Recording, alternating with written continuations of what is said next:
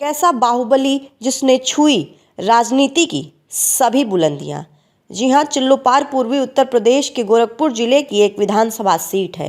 1985 में यह विधानसभा सीट तब अचानक चर्चा में आ गई जब बाहुबली हरिशंकर तिवारी जेल की दीवारों के पीछे रहते हुए यहां से विधायक चुने गए थे।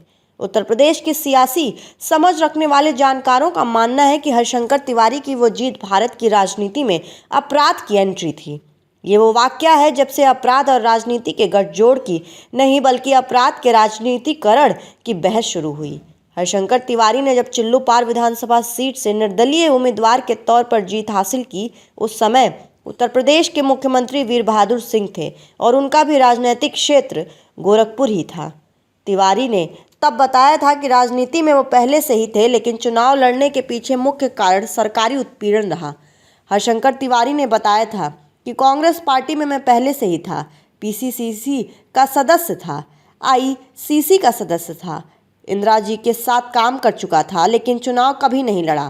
तत्कालीन राज्य सरकार ने मेरा बहुत उत्पीड़न किया, झूठे मामलों में जेल भेज दिया और उसके बाद ही जनता के प्रेम और दबाव के चलते मुझे चुनाव लड़ना पड़ा। हरिशंकर तिवारी ने नाम तो नहीं बताया, लेकिन जिस समय की वो घटना बता रहे थे उस समय उत्तर प्रदेश के मुख्यमंत्री वीर बहादुर सिंह थे, तो जाहिर है कि उनका इशारा उन्हीं की तरफ था। गोरखपुर के इस इलाके में तब दो गुटों में वर्चस्व की लड़ाई होती थी, लेकिन दोनों गुटों के प्रमुखों की राजनीति के आने के बाद ये लड़ाई राजनीति के कैनवास पर लड़ी जाने लगी।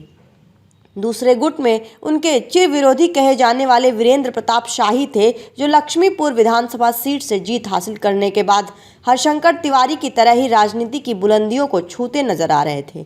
हालांकि साल 1997 में वीरेंद्र शाही की लखनऊ में दिन दहाड़े हुई हत्या ने इस वर्चस्व की लड़ाई पर तो विराम लगाया, लेकिन इसके बाद ये लड़ाई पूर्वांचल के दूसरे गुटों तक फैलने हुए पूर्वांचल से आगे चली गई।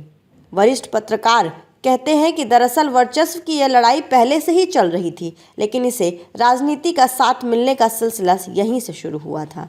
उसके बाद तो पूर्वांचल में माफिया और राजनीति का कथित गठजोड़ मुख्तार अंसारी, ब्रजेश सिंह, रमाकांत यादव, उमाकांत यादव, धनंजय सिंह के साथ साथ अतीक अहमद, अभय सिंह, विजय मिश्रा और राजा भैया तक पहुंच गया। आपको बता दें कि बात यदि हरिशंकर तिवारी की करें तो जेल की सलाखों के पीछे रहकर विधायक बनने के बाद वो न सिर्फ लगातार 22 वर्षों तक विधायक रहे, बल्कि साल 1997 से लेकर 2007 तक लगातार मंत्री भी रहे। इस दौरान प्रदेश में सरकारें बदलती रहीं, लेकिन हर पार्टी की सरकार में तिवारी मंत्री बनते रहे। शुरुआत कल्याण सिंह के मंत्रिमंडल से हुई और राजनाथ सिंह, मायावती से लेकर मुलायम सिंह यादव मंत्रिमंडल में भी उनका नाम पक्का होता रहा। ये बात अलग है कि राजनीति की शुरुआत उन्होंने कांग्रेस पार्टी से की थी। उसके बाद तो माफिया तत्वों को राजनीतिक दलों की जगह देने की होड़ सी मच गई। चाहे बीजेपी हो या सपा या बसपा, किसी ने भी उनका दामन थामने से मना नहीं किया। उसी तरह आजमगढ़ के यादव बंधु यानी रमाकांत यादव और उमाकांत यादव भी कभी बीजेपी, कभी सपा तो कभी बीएसपी के विधायक सांसद बनते ही रहे।